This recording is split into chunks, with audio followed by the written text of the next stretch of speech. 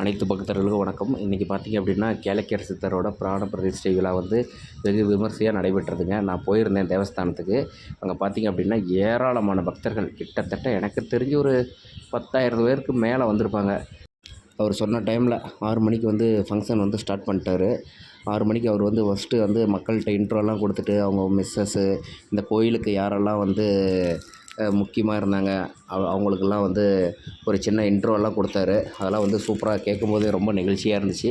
அந்த ஊர் மக்கள் சேலம், ஈரோடு மாவட்டம், மாரப்பம்பாளையம், பவானி வட்டம் அங்கே இருக்கக்கூடிய அந்த ஊர் பொதுமக்கள் தான் வந்து ஐயாவோட சிலையை வந்து இங்கே வைங்கன்னு சொல்லியிருந்தாங்க.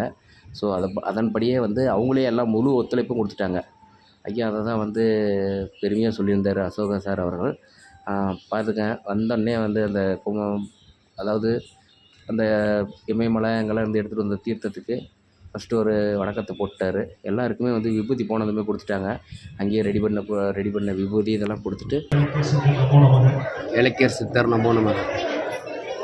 எல்லாருக்கும் வணக்கம். உண்மையாலுமே மாபெரும் கூட்டம்.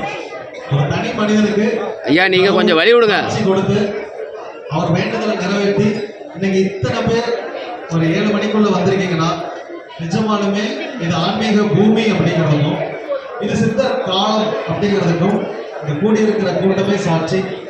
உங்க எல்லாரையும் இருக்கிற கூட்டி நான் வரவேற்கிறேன். ரொம்ப நன்றி.